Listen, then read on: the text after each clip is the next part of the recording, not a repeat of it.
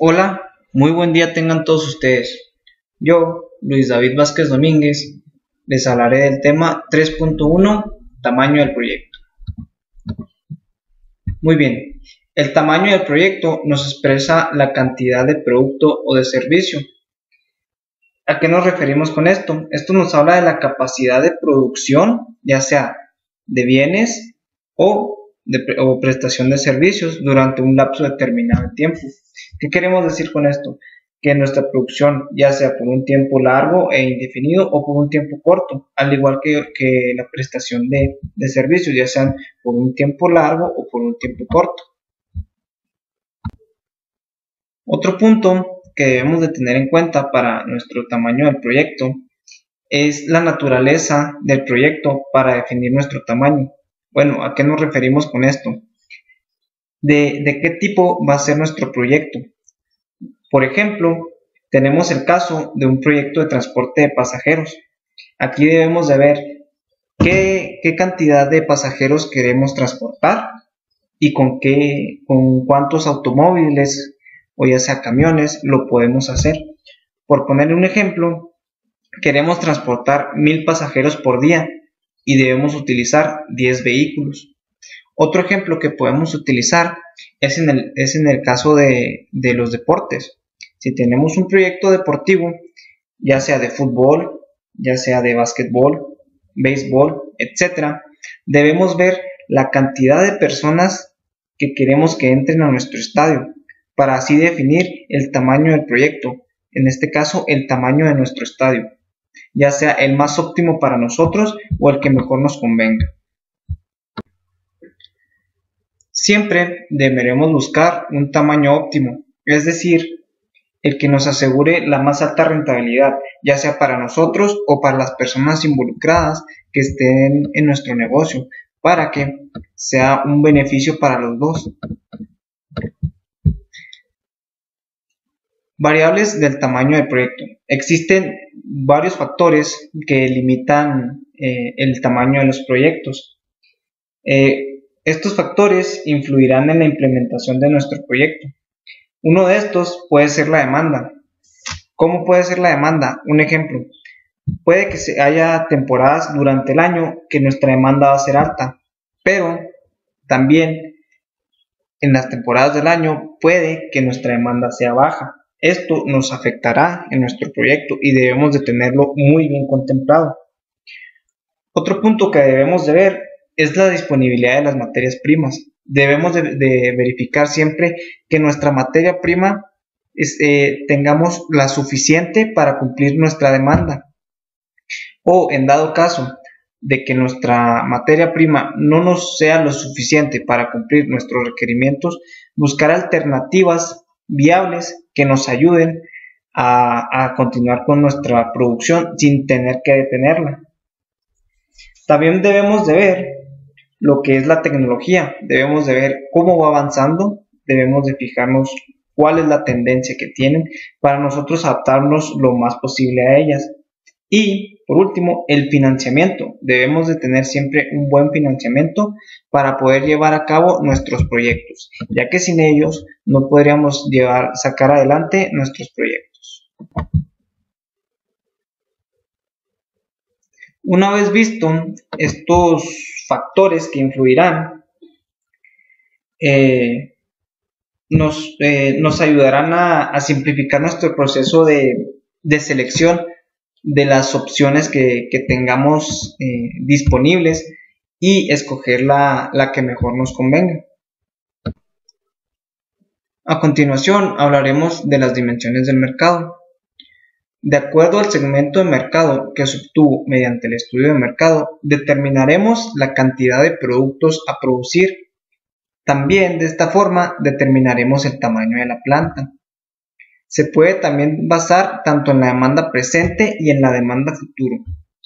Después de haber hecho nuestro estudio de mercado, después de ver las tendencias que se tienen actualmente, aquí es donde decidiremos y veremos la cantidad de productos que vamos a producir. Una vez visto esto, definiremos el tamaño de nuestra planta. Veremos qué tamaño nos conviene mejor. para empezar en un rango óptimo, no irnos ni muy abajo, ni muy arriba, perdón, para tener un tamaño óptimo y así ir creciendo poco a poco. La capacidad de financiamiento. Este es el segundo factor o la segunda variable. Aquí nos habla de la capacidad de financiamiento que tienen las personas interesadas en el proyecto, o sea, la solvencia con la que se cuenta. ¿Qué nos quiere decir esto? Aquí nos habla de las personas que están involucradas en este proyecto, qué tanta solvencia económica tienen para aportar al proyecto para que se pueda llevar a cabo, ya que si no existe una buena solvencia económica, el proyecto o va a tardar mucho en empezar o simplemente no se va a poder realizar, porque sin la solvencia económica no podríamos hacer nada.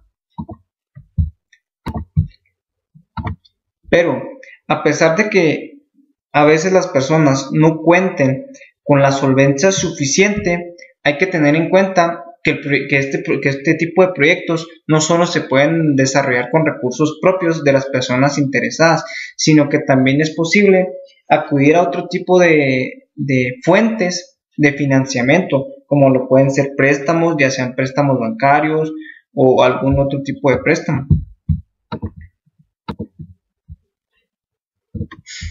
Cuando los recursos propios de las personas interesadas y los financiados, ya los que son prestados, no son suficientes para atender las exigencias de nuestro proyecto mínimo, el proyecto mínimo a producir, es imposible la implementación. ¿Esto por qué? Porque si no se tiene una buena solvencia más bien, si no se tiene una buena solvencia, si no se alcanza a cumplir con el objetivo de lo que se necesita para empezar el proyecto, esto nos va a hacer o muy difícil empezarlo o simplemente nos va a ser imposible llevar a cabo nuestro proyecto. Por otro lado, cuando los dos recursos, los que son los propios de las personas interesadas y los financiados, que son los de crédito, solo nos pueden ayudar o nos responden por un tamaño mínimo, se puede aceptar el proyecto, la implementación y operación. Pero se tiene que hacer por etapas, iniciando con un nivel mínimo y con el transcurso del tiempo irlo ampliando un poco más. ¿Esto por qué? Porque no podemos empezar con una producción muy alta o con un proyecto muy alto, porque nuestro financiamiento no nos da para eso. Pero lo que podemos hacer es empezar poco a poco, irle metiendo un poquito más, y de esta manera, cuando tengamos los problemas financieros superados, pues podemos avanzar a pasos un poquito más grandes y así generar más ingresos.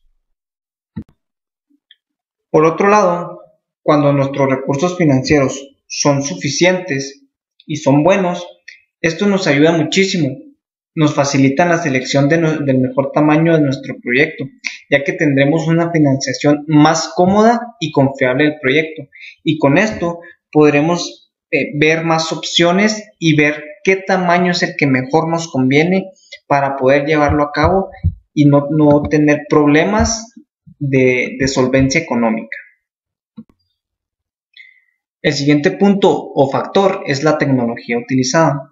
Esta otra variable condicionante del tamaño tiene que ver con ciertos procesos tecnológicos que exigen un volumen mínimo de producción que puede ser superior a las necesidades y programación del proyecto, de tal manera que los costos de operación pueden resultar muy elevados que no permiten la implementación y por ende la operación del proyecto. Algo de lo que nos podemos referir en este punto es que la tecnología va creciendo a pasos agigantados.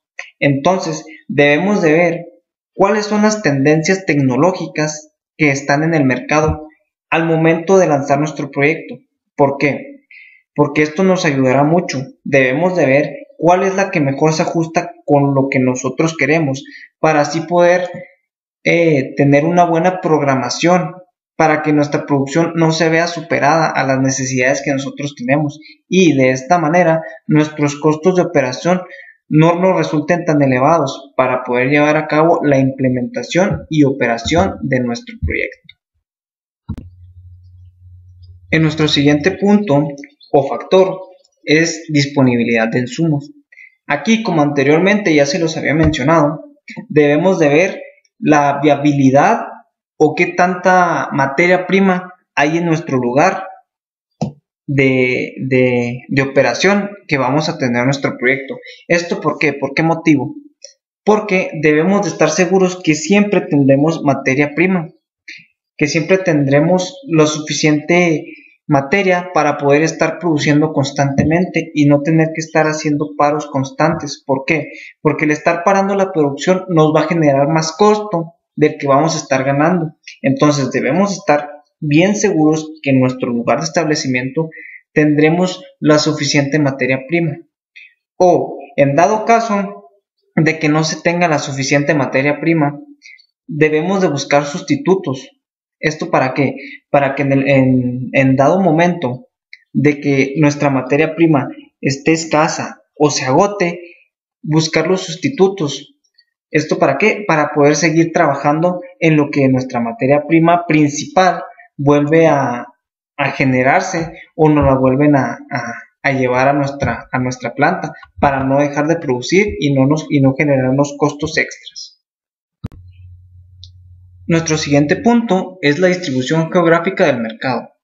Aquí se debe tener en cuenta la ubicación geográfica de los consumidores o los clientes de nuestro proyecto y debemos pensar en algunas cosas, como lo puede ser una sola unidad productiva para atender todo el mercado. Otro punto sería tener varias unidades de producción ubicados en diferentes zonas geográficas para atender las necesidades de cada uno. ¿Esto para qué? Porque en cierta zona a lo mejor se tienen unas necesidades que en la otra zona no se tienen. Entonces cada una debe satisfacer las necesidades de cada zona en la que está ubicada. Otro punto es tener una unidad central y varias unidades satélites de menor tamaño para cubrir las exigencias del mercado en las diferentes zonas. Es como el punto anterior, solo que en este punto tenemos una unidad central, una unidad matriz, por así decirlo, y tenemos otras unidades pues satélites que serían un poquito más pequeñas, pero que ayudarán a satisfacer o cubrir las exigencias del mercado en las diferentes zonas. Otro punto o factor que debemos de tener muy en cuenta es las variables estacionales. ¿Estas por qué? Porque hay ciertas variables estacionales, como lo dice el título, que en cierta temporada dan a la alta cierto tipo de productos y en otra cierta temporada dan a la baja. ¿En dónde podemos ver esto? Un claro ejemplo lo puede ser Navidad, cuando todas las personas andan buscando cosas navideñas, que andan buscando cosas para decorar.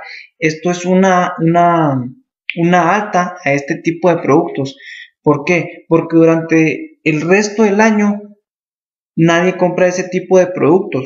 Solamente en Navidad es cuando más se abarrotan estas cosas.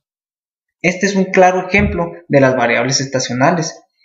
También pues son hay más marcadas por las festividades tradicionales de cada región, la Semana Santa, entre otros factores. Entonces esto lo debemos de tener muy en cuenta para nuestro proyecto. Debemos definir, debemos de ver en qué estaciones, en qué parte del año hay más altas, hay más bajas para nuestro producto, para aprovecharlos al máximo. Y por último, no me queda más que agradecerles. Muchísimas gracias. Espero que esto haya sido de su agrado y les haya sido útil. Muchísimas gracias.